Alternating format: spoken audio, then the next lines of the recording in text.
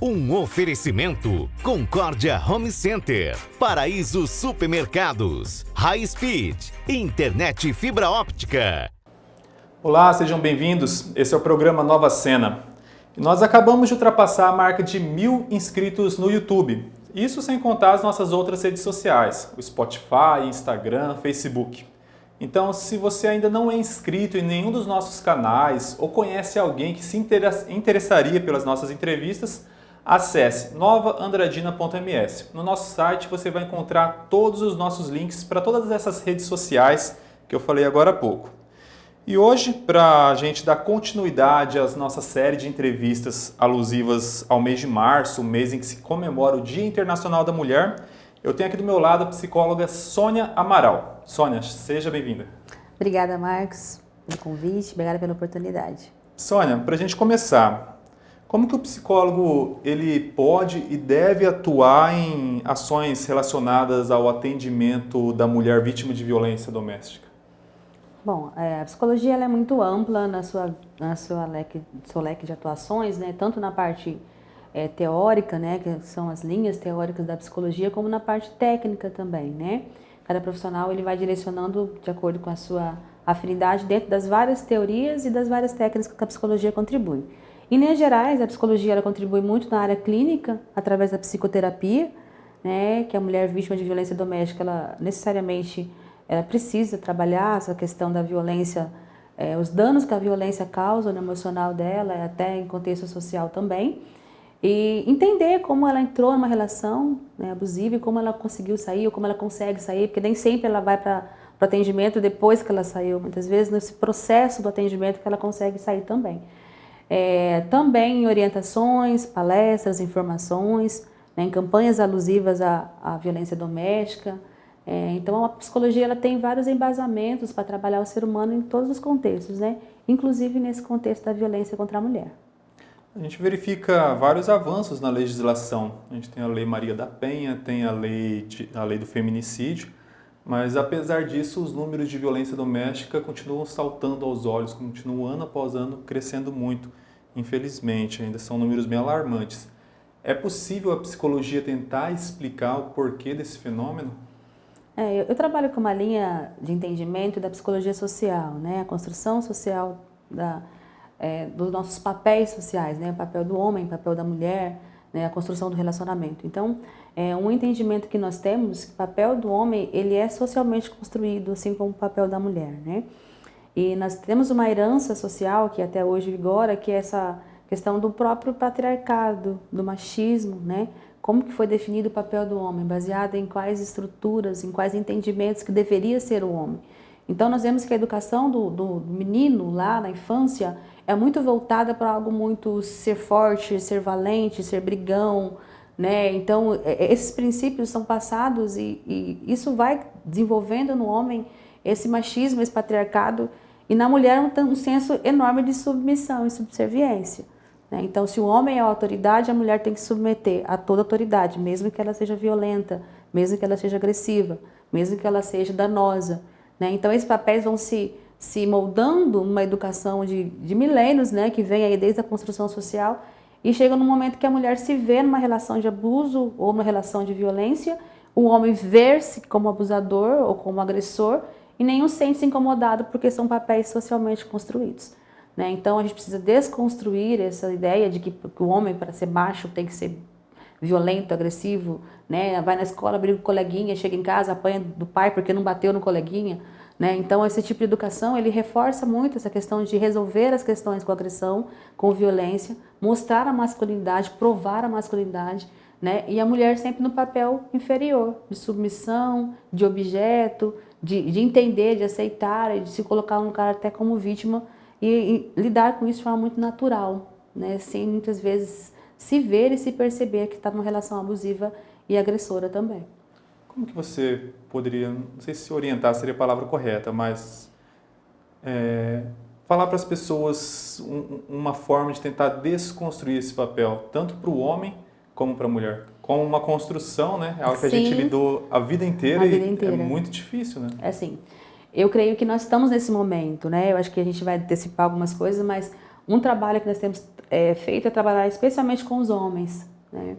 Porque tem dois princípios, né? A mulher precisa se ver como vítima e não aceitar a relação abusiva. Mas o homem também precisa se ver como agressor e não se colocar numa situação como agressor. Então a desconstrução tem que partir para os dois lados, né? Então a mulher nós temos campanhas, orientação, falamos sobre a lei, direitos da mulher, procurar atendimento. Então isso tem sido enfatizado há bastante tempo, né? Lá, a Maria da Penha vai fazer 15 anos, né? Que tem sido batido com bastante foco, né? Mesmo antes da Maria da Penha já tínhamos alguns trabalhos nessa linha.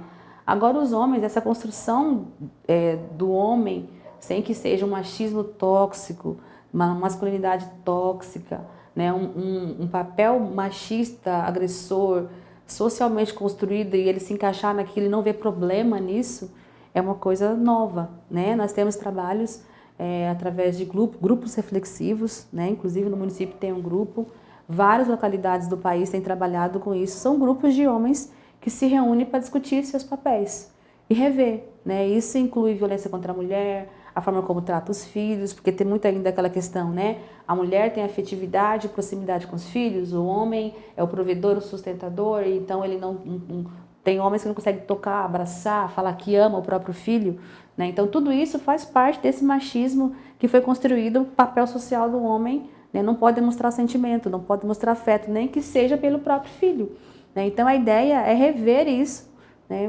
Muitos precisam de apoio, de ajuda, de orientação, inclusive na psicologia, né? Com a psicoterapia, com o autoconhecimento, né? E em grupo também é interessante trabalhar em grupo porque os homens se identificam, né?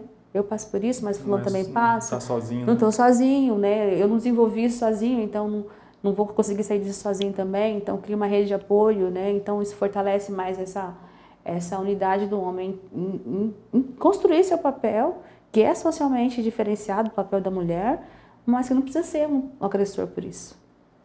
Hoje é terça-feira, mas eu não sei que dia que vocês estão assistindo essa entrevista, porque ela continua no ar, ela é patrocinada e impulsionada para toda a região, então você pode estar assistindo na quarta, na quinta, na sexta. Mas não tem problema, porque independente do dia, uma coisa é certa, vai ter promoção no Paraíso Supermercados, um dos nossos parceiros comerciais. Então, se você quiser conferir qual que é a promoção do dia em que você está assistindo essa entrevista, acesse as redes sociais do Paraíso Supermercados. O nosso programa ele também tem o apoio da High Speed, internet de fibra óptica, e da Concórdia Home Center. Sônia, voltando para a nossa entrevista, a gente está ainda em um momento de pandemia. Você como psicóloga, como que você vê esse período associado aos casos de violência doméstica? Houve um aumento, não houve? A nossa situação no âmbito local? Uhum. Sim, houve indicadores aí da Federação Nacional de Segurança do Brasil, alarmou, eu estava vendo, o ano passado, o primeiro semestre, que foi o período inicial da pandemia, né, ainda no primeiro momento, em feminicídios, mais de 2% de aumento em relação ao ano anterior, né? A violência doméstica, a gente sabe que as questões da pandemia, muitas vezes as questões financeiras, elas tensionam mais o relacionamento. Não justificam a agressão, né? Mas tensionam mais o relacionamento e essa tensão ela pode ser um dos fatores de gatilho mesmo para aumento dessa violência, né? Então a gente tem já indicadores evidenciando isso no própria clínica onde eu atendo, uma demanda maior de mulheres também com a questão dos relacionamentos em discussão, né? Pela própria convivência mais acirrada, né? Pelas dificuldades todas que a pandemia trouxe à tona, tanto sociais quanto financeiras. Eu creio que são fatores que desencadeiam, sim, desencadearam, né? Um aumento maior, um aumento e uma gravidade até nessas questões de violência. Não apenas a violência física, que eu acho que aqui fica muito clara, né? E é que a gente fala mais, e é que as pessoas denunciam mais, porque ela está bem exposta, mas a violência psicológica, né? Que é aquela violência sutil, que é na palavra, que é no jeito que trata, que é na agressão através de comportamentos, né? A violência moral, né? Que também é tipificada pela Maria da Penha, que fala da questão da índole da mulher, muitas vezes em rede social, né? Difamação, né? Uma coisa assim. Então a gente tem acompanhado, infelizmente, como a pandemia também acentuou esses casos. É possível, e se como que a mulher poderia traçar, se for possível, né? Um perfil de um homem que tende a futuramente exercer um papel com certa agressividade, tem como? Como eu estava falando, o papel do homem na sociedade ele é criado socialmente, né, com base na estrutura da família machista e patriarcal. Então, se pensar nisso, todos os homens tiveram essa educação. Né? Então, todos os homens têm tendência a ser agressores, né? Não é bem assim. Mas a gente sabe que existem perfis, né, que lidam, têm mais dificuldade de lidar, né, com emoções, com frustrações, né, com o não. Né? Então, eu creio que são situações que ficam muito evidente esse fator. Né? Então, quando eu estou numa situação que eu estou que eu não acontece algo que eu goste, o que eu queira, como que eu reajo a uma situação como essa? Acho que esse é um bom indicador, né? Quando eu ouço um não, quando eu sou frustrado numa tentativa de alguma coisa que eu queira muito, como que eu reajo? Né? É claro que tem situações que elas são sutis, né? A gente fala dentro desse conceito em micromachismos, né? Que são micromachismos. São pequenos atos de violência que acontecem sutilmente nas nossas vidas, na nossa sociedade, sem que a gente se dê conta disso. Né? Nós, mulheres, não damos conta disso e os homens também não. Né? Que é o trato, a forma como tratar, aquelas piadinhas, né? A mulher no volante de perigo constante. Né? O que reforça isso? Né? Que a mulher ela é boa para algumas coisas, mas dirigir é para homem, por exemplo. Sim, né? Sim. Então, são pequenas coisas sutis que muita gente leva até na brincadeira, né? A gente não exercita muito esse senso crítico, mas isso vai reforçando esses papéis estereotipados do homem como valentão, que tem que ser a vontade dele, do jeito dele, e a mulher como submissa, frágil, que tem que simplesmente acatar e aceitar, porque né, existe um papéis definidos de quem faz o que ali nessa relação. Uma experiência pessoal e também de acompanhar noticiário, as próprias novelas, séries acabam representando bastante isso. O caso de uma mulher, por exemplo, vítima de uma violência, não necessariamente a física, né? Mas como você mencionou, da psicológica, emocional, consegue até romper esse relacionamento abusivo, mas acaba entrando em novos relacionamentos cuja história acaba se repetindo. A psicologia tem uma forma de explicar isso e também uma orientação de como romper com isso? A gente tem um conceito dentro da psicanálise, que é uma das teorias que eu uso para atendimento, que tudo que não é resolvido é repetido. Né? Então, o ciclo de violência, muitas vezes, ele é intergeracional. Né? A avó sofreu violência, a mãe sofreu violência, a filha sofre violência. Né? Ele entra gerações porque são ciclos que não foram resolvidos. Né? Então, é muito comum uma menina ter um pai que é agressor e se casar com uma pessoa agressora. Né? O que aconteceu ali? Ela não conseguiu trabalhar aquela agressão como modelo paterno que ela recebeu e acaba reproduzindo isso no relacionamento. Né? Então, o ciclo da violência, ele precisa ser interrompido, porque isso acontece com os homens também. Né? A gente falava até a importância de olhar para os homens e que os homens tenham esse olhar para a violência, porque o que pode acontecer, o que acontece muito na nossa prática de trabalho, um homem agride uma mulher e aquele relacionamento é interrompido pela agressão. Ele vai e se relaciona com outra e ele agride aquela outra. Né? Porque ele não foi olhado para ele também não se olhou e não verificou, né, que ele está carregando isso também em ciclos. Da mesma forma que aquela mulher. Né? Ela sai do relacionamento abusivo, tóxico e agressor, e se ela não conseguir olhar para ela, rever esses padrões de comportamento, rever esses padrões de relacionamento, ela vai entrando em outros, em outros, em outros. Né? Dentro da própria relacionamento, da própria agressão, existe um ciclo por si só. Né, o que a gente fala, por que uma mulher demora tanto para sair de uma relação abusiva? Né, a gente tem muito isso, né? Existe muito mito social de que a mulher gosta de apanhar. Né? Ninguém gosta de apanhar, nenhuma mulher gosta de apanhar.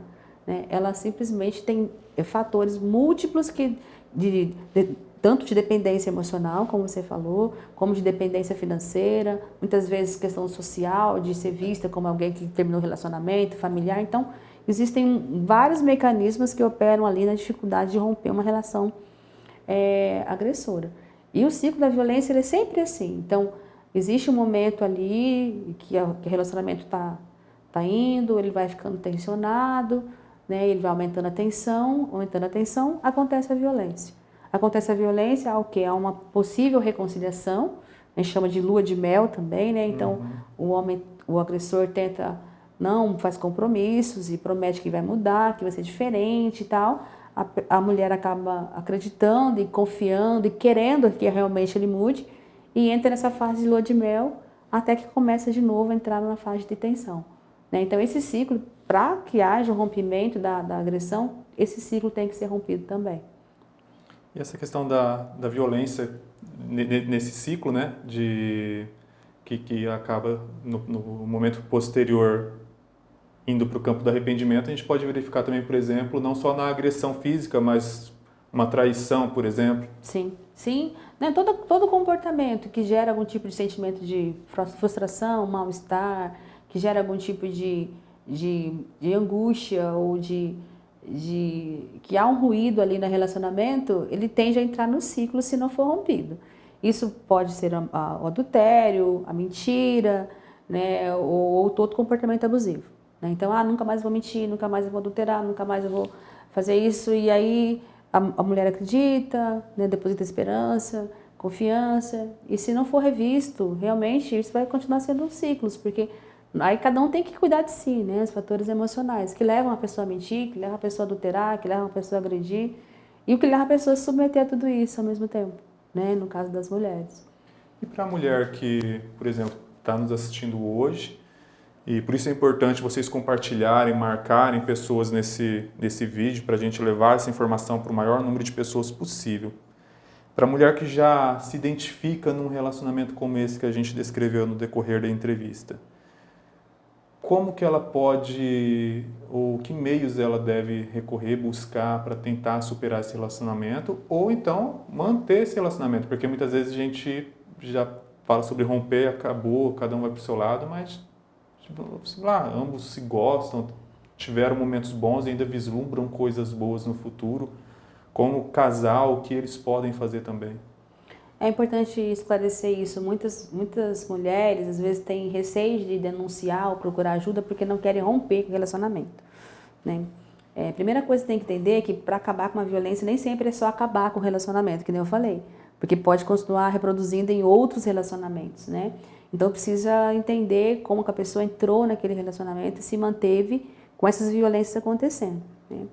E é bem relevante também a gente entender que a violência, como eu falei, não é só a física. A própria Lei Maria da Penha tipifica 5 tipos, né? Então, é a física, a sexual, a psicológica, a moral e a patrimonial. Né? Às vezes a pessoa não agride, mas xinga, mas quebra o objeto da pessoa, né? Proíbe de ver familiares, parentes, né? Então, ou exige que ela tenha relações sexuais que ela não se sente confortável. Então, isso dentro do próprio casamento, dentro né? do próprio As casamento. Não falam muito, né? Mas existe esse mito, né, de falar da violência sexual dentro do próprio casamento, e é uma coisa extremamente comum no sentido de que acontece muito. Né? Eu acompanho na clínica vários casos de situação assim, de mulheres que não se sentem confortáveis com posições ou com um estilo de relacionamento sexual e que são forçadas, ou então são ameaçadas, constrangidas, até com ameaças. Se você não fizer, eu saio com outra pessoa. Né? Então abrange aí, né, várias violências numa só, né? Além da sexual, a psicológica, né, que faz com que a mulher se sinta insegura, que faz se sinta preterida, autoestima baixa, né? Então tudo isso vai ficando num bolo de violências. Por isso que eu falo, sempre falo, quando há violência contra a mulher, não há violência, há violências. Geralmente ela vem mais de 2 juntas ali, 3, 4, ou se não é 5 de uma vez, né? Mas a mulher que se vê numa relação que não se sente confortável 100%, tanto com a parte psicológica, quanto física, quanto sexual, quanto a questão patrimonial, a primeira coisa que ela precisa procurar é entender por que ela está nessa relação. Né? Então, isso de autoconhecimento é a psicoterapia. Né? Ela precisa entender por que ela está nessa relação, como ela entrou nessa relação, né? Por que ela se submete àquelas situações todas, né? E como conduzir isso, se é pelo término ou se é pela conciliação. Aí, no caso, o homem também tem que rever por que ele agride, por que ele faz certas coisas, né? Essa questão da construção dele, será que ele tem padrões familiares, pais que faziam isso, né? Figuras masculinas que ele criou esse espelho, está disposto a rever isso, está disposto a também olhar para ele? Porque não adianta tirar a mulher e tratar para melhorar um casamento, né? Na verdade, os dois têm que ser cuidados, né? Os dois precisam de olhares, né? Para si mesmo primeiro, depois para os dois como casal, um olhar para o outro, se entender como construir aquela relação e como melhorar aquela relação. E retomando assunto sobre o homem também. O homem que se vê nesse contexto, o que você propõe como fazer? Porque essa questão da construção, ela é muito incutida na gente em diferentes aspectos da nossa vida, nos mais variados. Eu me recordo quando a gente começou as nossas entrevistas, eu sempre tive muito mania de sentar com a perna cruzada assim, mas minha vida inteira eu ouvi as pessoas, não, quem senta assim é menina, você não pode sentar assim. Mas me dá uma segurança tremenda entrevistar a pessoa com a perna cruzada. Eu falei, cara, eu me sinto bem assim, eu vou ficar assim. Mas são pequenos elementos de moldes desse contrato social e que, para o homem, até mesmo desconstruir esses conceitos, acaba sendo um sinal de fraqueza. Exatamente. Que ele sente incutido ali, tipo, como se estivesse diminuindo a masculinidade dele. E também, já emendando, por que é tão fácil a gente exercer essa relação de poder com a mulher e a gente não, dentro da nossa casa, alguém que vai cuidar da gente quando a gente estiver doente, alguém que vai ajudar a gente quando a gente precisar de algo na rua, e a gente não consegue exercer essa mesma relação de poder, por exemplo, num ambiente de trabalho, com uma pessoa que a gente muitas vezes não gosta e que a gente sabe que ela também não gosta da gente. Eu não sei se eu consegui ser um pouco Eu acho que eu claro. tenho mais entendido, assim. Eu acho que retomando só o que você falou, né, dos papéis sociais, e que isso envolve muita coisa. É aquilo que eu falei dos micromachismos, né, com forma de sentar, cor de roupa, né, brincadeiras, né, como que hoje inibe criança, não brinca, isso é brincadeira de menina, isso é brincadeira de menino, né, e essa cor é de menina, essa cor é de menino. Então a gente criou assim os dois estereótipos, né, o que é do homem, o que é da mulher, né, e como se fosse uma linha que não pode ultrapassar. Infelizmente, um dos estereótipos ficou, o afeto ficou pro lado feminino, né? Como se o homem não pudesse sentir afeto, não pudesse demonstrar afeto. E aí as mulheres casam com homens esperando que eles demonstrem afeto, mas eles não foram ensinados a demonstrar afeto, né? E aí começa já um conflito, né? A questão, tipo, a mulher afetiva demonstra afeto e requer que o seu companheiro também demonstre afeto. Só que se o homem demonstrasse afeto, aí dele se abraçasse um amiguinho na escola, pegasse na mão de alguém, né? O pai desse um beijo no rosto do filho mais adulto, né? Então, isso são construções que a gente às vezes não se perguntou, por que não pode? Né? Por que é menos homem? Por que né, esse papel social foi tão rígido com o homem e tirou até essa questão da paternidade, roubou do homem até essa questão da filiação dele mesmo com o próprio pai e dele com o seu próprio filho, né? Separou, distanciou muito, né? Então, eu penso que o homem ele tem um trabalho assim, eu acho que é até um pouco mais difícil que a mulher no sentido, né? Nesse sentido que ele é cobrado externamente, de manter essa postura machista. Então, o homem que tenta desconstruir, que nem você fez com a sua perna, nem todo homem tem essa segurança, essa autoestima, né? Fere muito com a questão da virilidade dele, de como ele se vê como um homem, e aí tem todo um estereótipo dele ter receio de ser visto como alguém menos homem, porque tem um traço, um trejeito, ou porque tem um comportamento que é socialmente vinculado a um comportamento feminino, né? Então, eu penso que o trabalho tem que ser em conjunto. Eu acho que o trabalho tem que ser educativo desde as nossas bases, né? Nós que estamos uma geração que tem esse entendimento, esclarecimento, educar nossos filhos para serem diferentes, né? E nós que já somos adultos também nos educar, nos reeducar, né? A psicoterapia ajuda muito nesse processo de autoconhecimento. É como eu me tornei quem eu sou e como eu desconstruo isso, como eu tiro de mim aquilo que eu não quero ser mais. Porque nem tudo a gente quer. Tem coisa que a gente é imposto o papel social e você simplesmente cumpre sem questionar, né? Então, a psicoterapia ela trabalha muito nisso, de você trabalhar com você mesmo, tentar desconstruir aquilo que foi imposto, trabalhar seu autoconhecimento, potencializar o que você tem de bom ali, trabalhar algum comportamento que não seja tão legal assim. E é uma situação bem interessante. Eu sou pai de uma menina e quando a gente vira pai, a gente já fica meio bobão para alguns assuntos e pai de menina ainda mais. E dentro de casa a gente sempre conversava sobre isso, eu e minha esposa, de que muito do futuro relacionamento que ela vai ter, ela vai se basear por aquilo que ela vê dentro de casa. E aquilo me trouxe uma cobrança no bom sentido de buscar desconstruir. Foi até fácil tentar desconstruir esses padrões para que no futuro ela tenha um nível, uma forma de balizar o seu futuro relacionamento, no mínimo que essa pessoa tenha sido ou seja como meu pai, e no caso eu. e eu vejo isso muito dentro de casa, já com o meu pai e a minha mãe também. E às vezes eu sempre converso assim com meu pai, eu falo, pai, trata minha mãe sempre da forma como você gostaria que o meu avô, no caso o seu pai, tivesse tratado a sua. Né? E aquele dia assim, tanto para ele como para mim também, deu um estalo assim de realidade. Sim.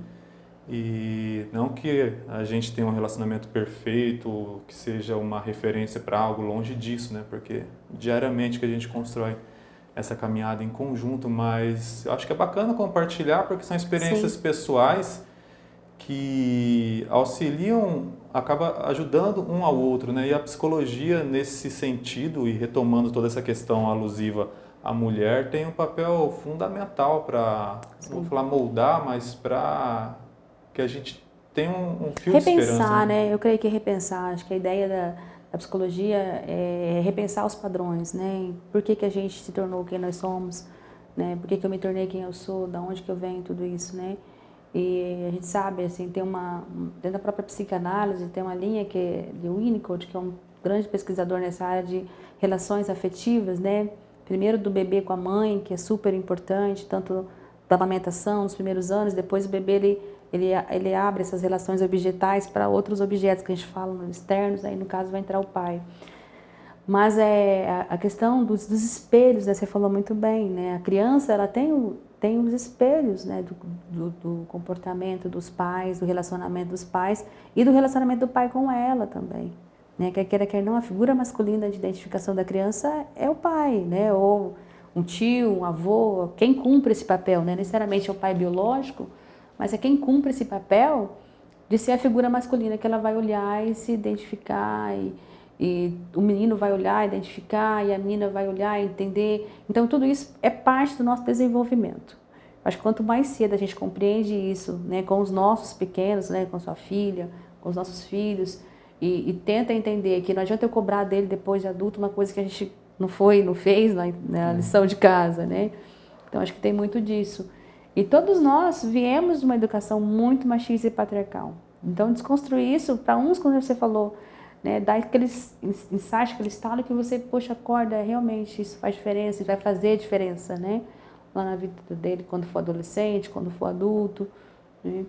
Então, eu preciso trabalhar isso agora, não é chegar lá e cobrar depois, né? Depois que já está construído, depois que já está formado. Muito mais difícil. Muito mais difícil.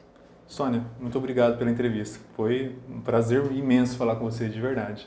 Eu que agradeço a oportunidade, o convite, e espero que todo tenha contribuído para essa nossa discussão, que a gente repense nossos papéis sociais como mulher, como mãe, como esposa, né, como profissional. Acho que o mês de março é um mês que a gente para falar sobre isso, mas a gente está vivendo isso o ano todo, né, conquistando novos espaços, abrindo novas frentes de trabalho, né, nos colocando onde nós realmente quisermos, né, e principalmente não aceitando tanto tipo de violência. E você que gostou dessa entrevista, lembre-se de valorizar quem valoriza o registro histórico da nossa cidade. E eu falo isso mais uma vez ressaltando os nossos parceiros comerciais que tornam tudo isso possível. A High Speed, a Concórdia Home Center e o Paraíso Supermercados. Agora sim, se você quiser rever essa entrevista e conferir todas as outras já realizadas nesse mês de março, acesse novaandradina.ms e não se esqueça de se inscrever no nosso canal. Até mais!